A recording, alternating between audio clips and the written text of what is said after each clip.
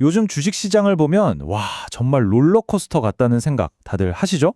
하루는 막 폭락했다가 다음날은 또 언제 그랬냐는 듯이 급등하고 이렇게 정말 한치 앞을 내다보기가 힘든데요.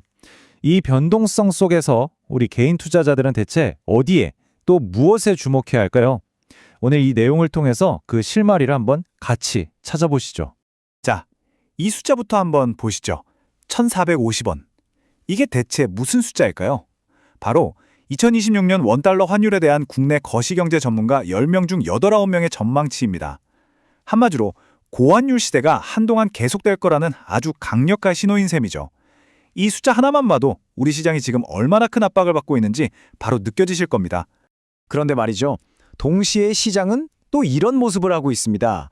인베스팅닷컴의 분석처럼 안개가 아주 조금만 걷히는, 그러니까 약간의 긍정적인 소식만 들려와도 모든 게 해결된 것처럼 폭발적으로 반응할 준비를 마쳤다는 거죠. 바로 이 지점이 오늘 우리가 파헤쳐볼 시장의 아주 핵심적인 모순입니다. 그럼 첫 번째 이야기부터 시작해 볼까요? 이 혼란스러운 시장의 속내를 좀 더 깊숙이 들여다보겠습니다. 시장을 움직이는 이 서로 다른 신호들이 대체 각각 무엇을 의미하는지 하나씩 한번 짚어보죠. 와, 이 표를 보시면 지금 상황이 딱 정리됩니다. 왼쪽을 보세요. 투자자들의 마음은 마치 잔뜩 움츠린 용수철처럼 작은 희망의 신호만 보여도 당장이라도 튀어오를 준비가 되어 있어요. 하지만 오른쪽의 경제 현실은 어떻습니까? 아주 무거운 족쇄처럼 고환율과 지정학적 리스크가 시장의 발목을 꽉 잡고 끌어내리고 있죠. 이 둘 사이의 팽팽한 줄다리기, 이게 바로 지금의 엄청난 변동성을 만들고 있는 겁니다. 그렇다면 시장의 발목을 꽉 잡고 있는 이 거대한 그림자, 그 정체는 과연 뭘까요? 두 번째 파트에서는 바로 이 고환율과 지정학적 리스크에 대해서 조금 더 자세히 살펴보겠습니다. 첫 번째 그림자, 역시 고환율입니다. 이 차트를 보시면 2025년에 최고점을 찍고 나서 2020년에도 이게 쉽게 꺾일 것 같지가 않죠. 전문가들은 평균적으로 1,400원에서 1,450원 사이를 예측하고 있는데 이건 뭐 한국 시장에 계속해서 부담을 줄 수밖에 없는 상황입니다. 아니 그럼 환율이 왜 이렇게 높은 걸까요? 아주 간단합니다. 우리나라에서 달러를 쓰려는 사람은 많은데 들어오는 달러는 그보다 적기 때문이에요. 슬라이드에 나온 것처럼 개인 투자자들이 해외 주식 사는 것처럼 달러 수요는 계속 늘고 있죠. 게다가 미국 금리가 우리보다 훨씬 높으니까 돈이 밖으로 빠져나갈 가능성도 있고 또 대규모 해외 투자까지 예정되어 있어서 달러가 더 귀해질 수 있다는 겁니다. 그리고 두 번째 그림자는 이건 정말 예측하기 힘든 변수죠. 바로 지정학적 리스크입니다. 지금도 세계 곳곳에서 벌어지고 있는 분쟁들이 언제 또 유가를 자극하고 시장 전체를 흔들지 모르는 상황이잖아요. 이건 우리가 분석하고 예측해서 대응할 수 있는 영역 밖의 문제라서 투자자 입장에서는 훨씬 더 까다로운 문제입니다. 자, 그런데 이렇게 큰 그림이 암울하다고 해서 모든 기업이 다 힘든 건 절대 아닙니다. 오히려 이럴 때일수록 진짜 실력을 가진 기업들은 더 빛을 발하거든요. 세 번째 파트에서는 시야를 좀 좁혀서요. 이 혼란 속에서도 업종별로 어떻게 희비가 극명하게 엇갈리고 있는지 진짜 숫자로 증명하는 기업들을 한번 만나보겠습니다. 바로 이 기업들입니다.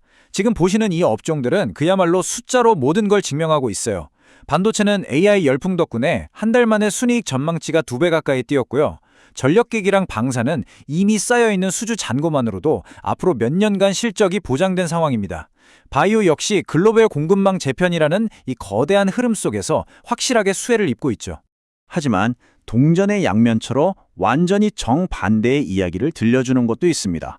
바로 한때 시장을 이끌었던 전기차와 2차 전지 시전입니다. 이 데이터를 한번 보시죠. 정말 충격적입니다. 2026년 1월 전 세계 전기차 판매량이 2017년에 집계를 시작한 이후 처음으로 전년 대비 줄었어요. 특히 미국 시장은 무려 35%나 급감했죠. 그 여파로 LG에너지솔루션, SK온, 삼성 SDI 같은 우리나라 배터리 3사의 장착량도 전부 마이너스를 기록했습니다. 시장이 얼마나 철저하게 양극화되고 있는지 아주 극명하게 보여주는 데이터입니다. 자, 이렇게 시장이 완전히 둘로 쪼개진 상황. 우리 투자자들은 도대체 뭘 봐야 할까요? 네 번째 파트에서는 이 혼란 속에서 우리가 가져야 할 투자 전략, 바로 진짜 실적에 집중하는 방법에 대해 이야기해 보겠습니다. 이 한 문장이 오늘 이야기의 핵심이라고 할 수 있겠네요. 결국 진짜 실적이 모든 것을 결정한다.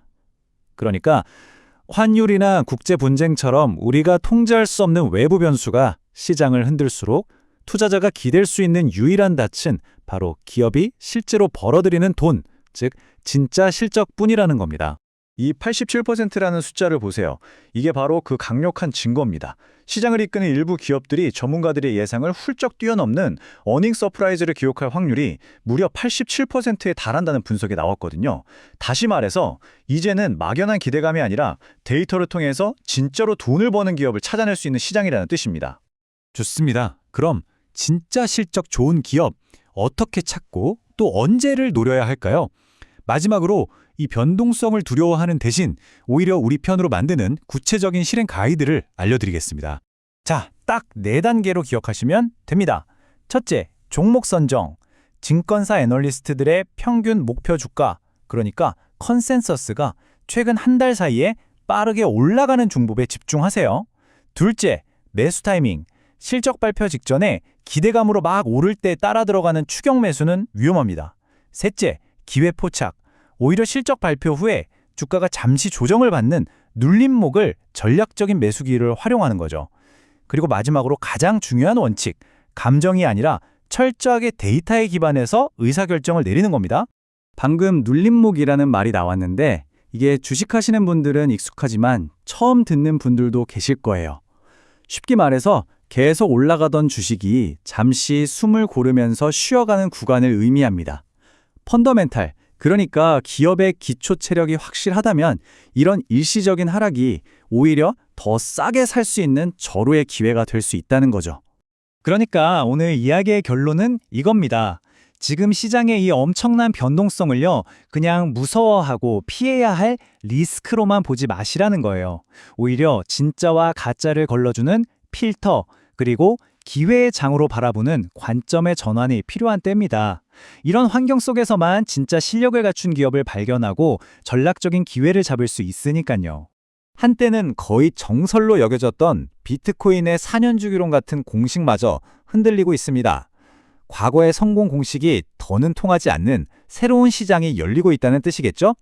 자, 이런 거대한 변화의 한가운데서 여러분의 소중한 포트폴리오는 지금 어디를 향하고 있나요? 한번 진지하게 점검해 볼 시점인 것 같습니다. 더 많은 정보와 주식, 테마, 부동산 청약 정보가 많습니다. 제 채널로 방문하셔서 매일매일 정보 받아가세요.